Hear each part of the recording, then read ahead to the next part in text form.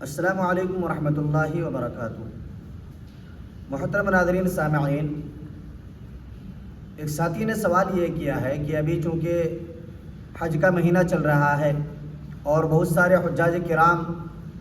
لاکھوں کی تعداد میں دنیا کے کونے کونے سے بیت اللہ کی طرف رواں دواں ہیں، تو ساتھی کا سوال یہ ہے کہ حاجی جب حج کرنے کے لیے جا رہا ہوتا ہے اور حج کرنے کا ارادہ رکھتا ہے تو اس وقت ان کے رشتہ دار، ان کے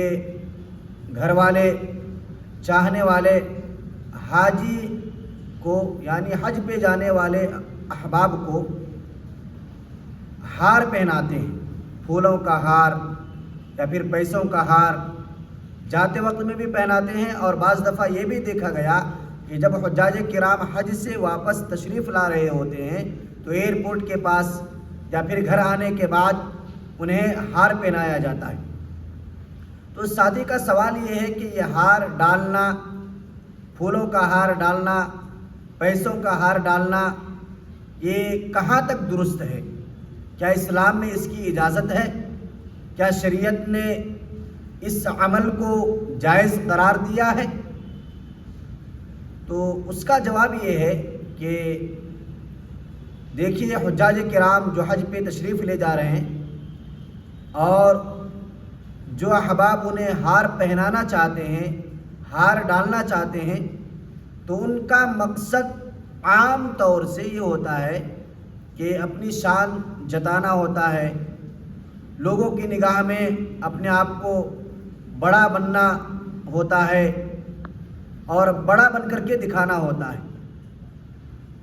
یا پھر خوشی ہوتی ہے۔ دونوں شکل میں حضرات فقہائے کرام نے لکھا ہے کہ حجاج کرام کو جو حج پہ تشریف لے جا رہے ہیں یا پھر حج سے آئے ہیں، دونوں صورتوں میں پیسوں کا ہار ڈالنا یا پھر پھولوں کا ہار ڈالنا یا اس قسم کا کوئی عمل کرنا، یہ تمام چیزیں واجب الترک ہے، اس کا چھوڑنا بے حد ضروری ہے۔ اس کا دین سے، شریعت سے کوئی واسطہ نہیں، اور اس عمل کو حضرات فقہا نے درست قرار نہیں دیا ہے، تو لہذا درخواست کی جاتی ہے کہ اس عمل کو ترک کر دیا جائے، چھوڑ دیا جائے۔ آپ اتنے بڑے عمل کو کرنے جا رہے ہیں، اتنے محترم بشان جگہ پہ جا رہے ہیں، مقامات مقدسہ پہ جا رہے ہیں، تو آپ اچھے کام کر کے جائیں، نیک عمل کر کے جائیں، اچھی نیت سے جائیں، اور بہترین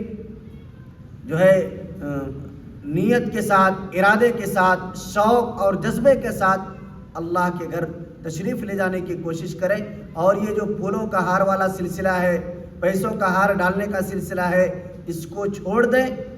اس کا دین سے، شریعت سے کوئی واسطہ نہیں ہے،